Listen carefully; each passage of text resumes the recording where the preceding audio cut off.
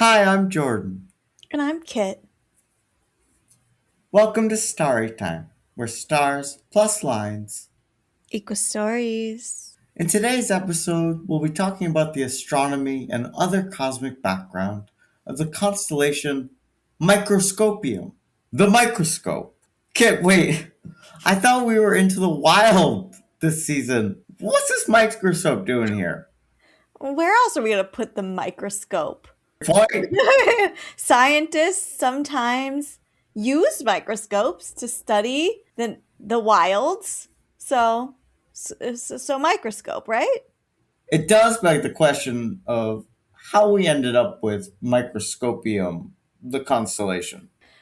Well, you are in luck because in discussing how we ended up with Microscopium, we get to meet a new ish 18th century astronomer. So this is very exciting. I believe Mhm. this guy has been on the pod before, but I can't quite remember.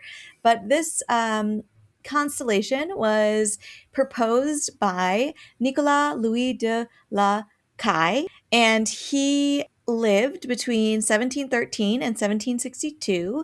And in 1750 to 1754, he went to what is now South Africa to study the night sky. He really wanted to know more about the southern constellations. All right, so this puts him after our friends Bayer and Petrus Plancius. Yeah, we really are building out a large squad of historical astronomers as we work through the pod. But de Lacaille started out studying rhetoric, philosophy, and then theology. But instead of becoming a priest, he became an abbot, which I maybe understand incorrectly is a clergy member in France who's not a part of a religious order. I didn't really understand what abbots were. So if you're French or understand it, let me know. But he ended up focusing on science and was supported by Jacques Cassini.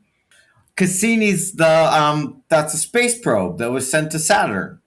Yes, Cassini is the probe that was sent to Saturn, but it wasn't named after Jacques. Jacques was the son of that Cassini, who was Giovanni Oh, Domenico Cassini. Jacques was also an astronomer, but he was known as Cassini too. tough. Yeah. Real tough.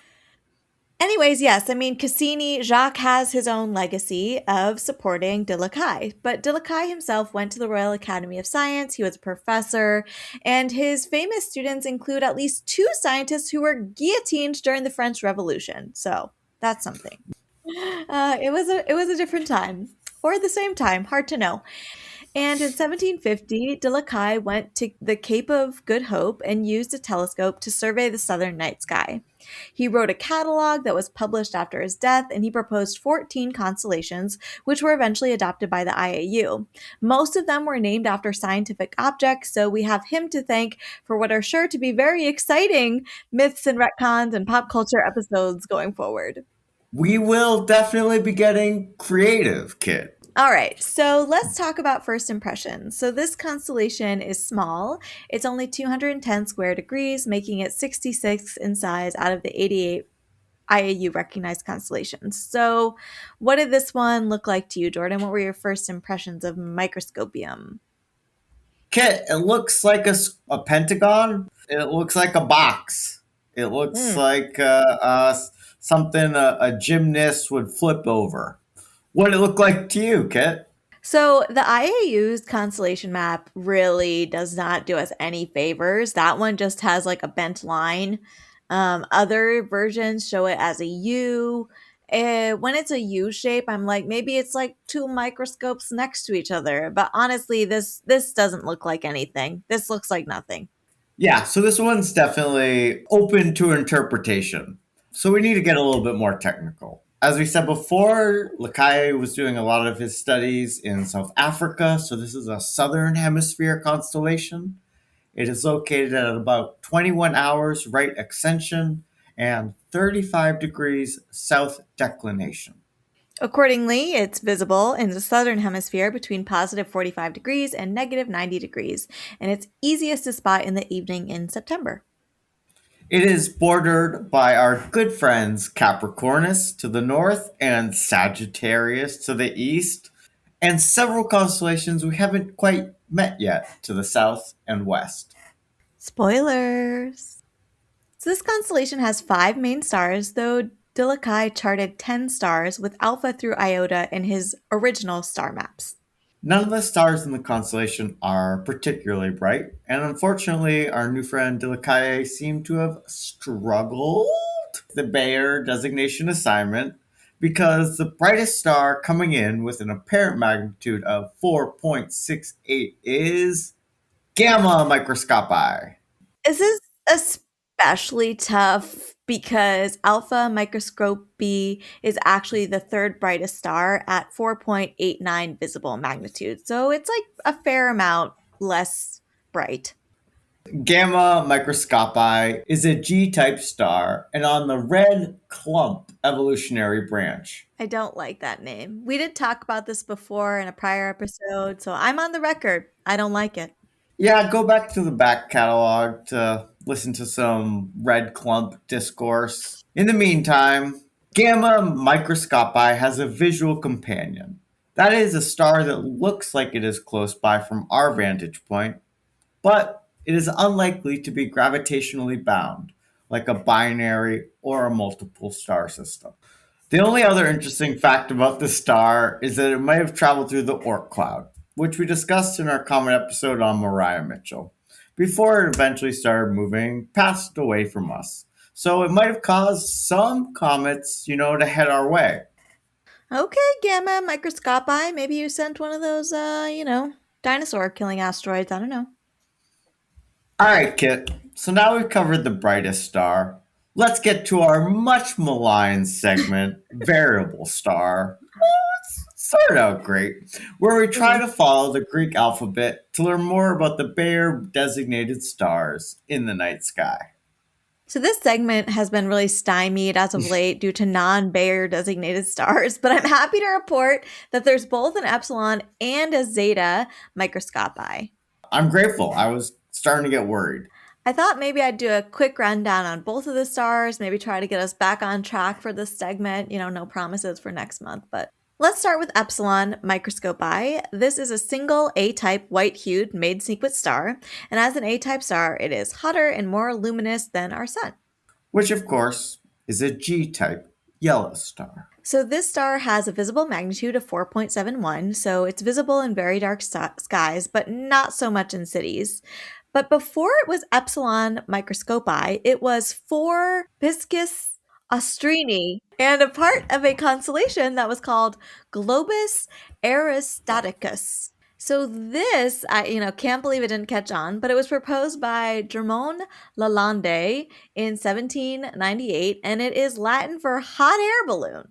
We could have almost had a hot air balloon constellation. Yeah, I think it would be better. Better than microscopes. I mean, no offense to microscope. A hot air balloon travels in the sky. Unlike a microscope. Well, maybe the next constellation map we'll put one in there. But in the meantime, let's talk about Zeta Microscopi. So Zeta Microscopi is an F-type main sequence star, meaning it's just a little hotter and a little more luminous than our G-type star. And be sure to check out our episode on anti-jump cannon and stellar classifications for more information on these main sequence stars and the acronym used to remember the ordering from most luminous and hottest O stars to the coolest M stars. OBA FGKM. Zeta Microscopi has an entry on Memory Alpha, the Star Trek wiki, because it shows up on a labeled star chart in Discovery Red Directive and on the Picard episode Disengage. So exciting. Incredible work by the Trekkies. Well, after some off episodes, Bayer's variable star coming in strong today. Let's take a quick break and then find out if your gold star measures up.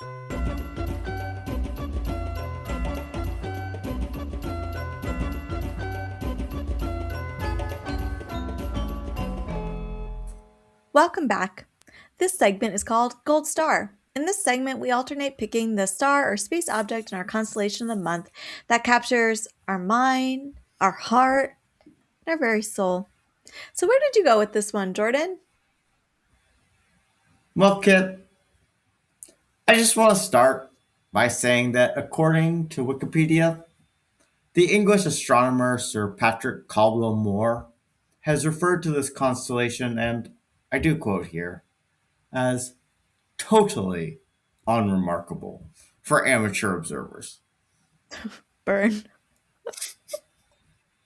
While there is an edge on spiral galaxy called NGC 6925 that had a Type 2 supernova discovered in 2011, the most interesting thing that does confirm Caldwell Moore's observation is called the Microscopium void.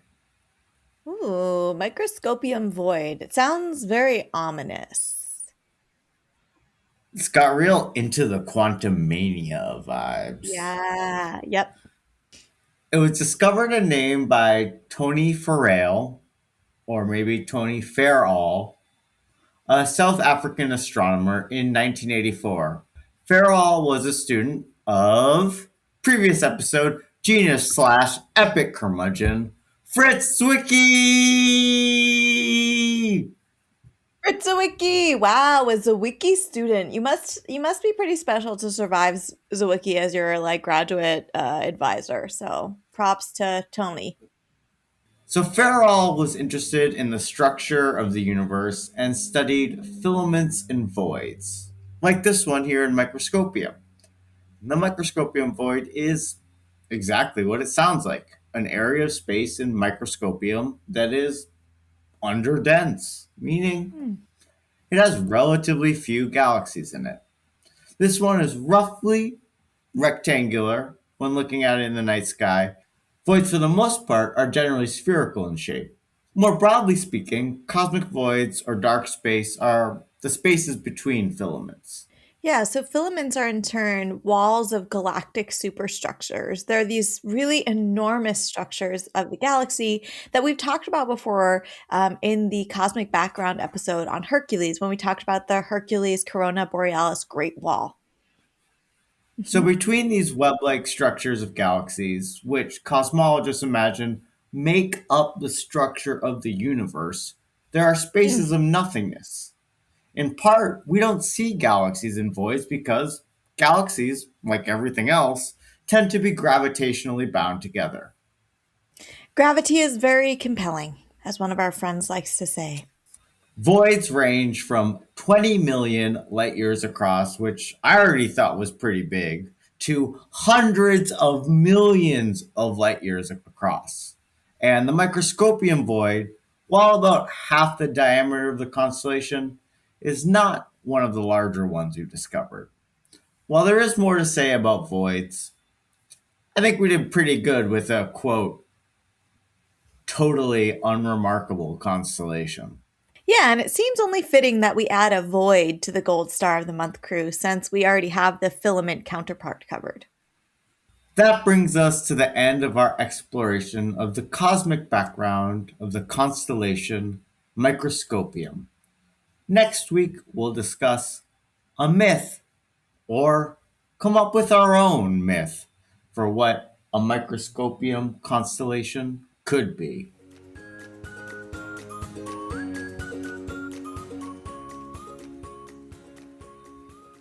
This has been Kit, And Jordan. sisters who love stars and stories, And we'll see you next time. on Story Time.